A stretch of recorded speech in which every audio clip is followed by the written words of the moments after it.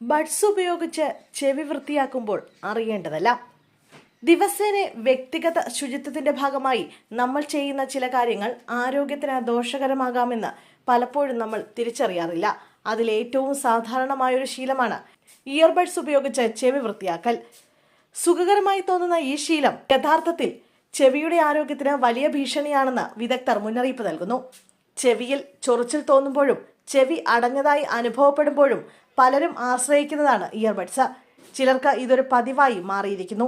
എന്നാൽ ഗുണത്തേക്കാൾ ദോഷമാണ് ഇതിലൂടെ ഉണ്ടാകുന്നതെന്ന് ENT ഡോക്ടർമാർ വ്യക്തമാക്കുന്നു. മുംബൈ ഫോർട്ടീസ് ആശുപത്രിയിലെ senior ENT consultant doctor Sanjay Bhatia ഒരു സ്വകാര്യ ചാനലിന് നൽകിയ അഭിമുഖത്തിൽ പറയുന്നത് ഇങ്ങനെ: ഇയർബഡ്സ് ചെവിയുടെ സ്വാഭാവിക വൃത്തിയാക്കൽ പ്രക്രിയ തന്നെ തടസ്സപ്പെടുത്തുന്നുവെന്നാണ്. പലർക്കും ചെവിയിലെ മെഴുക് അല്ലെങ്കിൽ സെറുമിൻ അഴുക്കാണെന്ന തെറ്റിദ്ധാരണയുണ്ട്. എന്നാൽ ഇത് ചെവിയെ സംരക്ഷിക്കുന്ന പ്രകൃതിദത്ത പ്രതിരോധമാണ്. ആന്റി ബാക്ടീരിയൽ, ആന്റി ഫംഗൽ ഗുണങ്ങളുള്ള ഈ മെഴുക് ചെവിക്കുള്ളിലേക്ക് പൊടിയും അണുക്കളും കടക്കുന്നത് തടയുന്നു.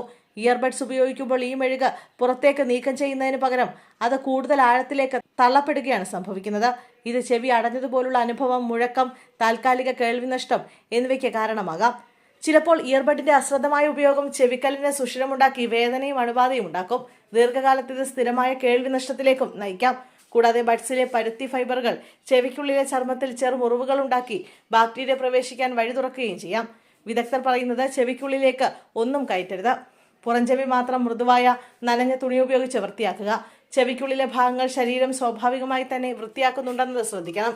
ചെവിയിൽ അധികമായി മെഴുകടിഞ്ഞ് ചെവി അടഞ്ഞതായി തോന്നുന്നവർ ഡോക്ടറുടെ നിർദ്ദേശപ്രകാരം മാത്രമേ ഇയർ ഡ്രോപ്പുകൾ ഉപയോഗിക്കാവൂ. ചെറുതായി തോന്നുന്ന ശീലങ്ങൾ പോലും വലിയ ആരോഗ്യ പ്രശ്നങ്ങൾക്ക് വഴിവെക്കാം. ഇയർബഡ്സ് ഉപയോഗിച്ച് ചെവി വൃത്തിയാക്കുന്നത് അതിലൊന്നാണ്. ചെവിയുടെ സ്വാഭാവിക സംരക്ഷണ സംവിധാനത്തെ മാനിച്ച് സുരക്ഷിതമായ ശുചിത്വ രീതികൾ പിന്തുടരുന്നതാണ് മികച്ച മാർഗം.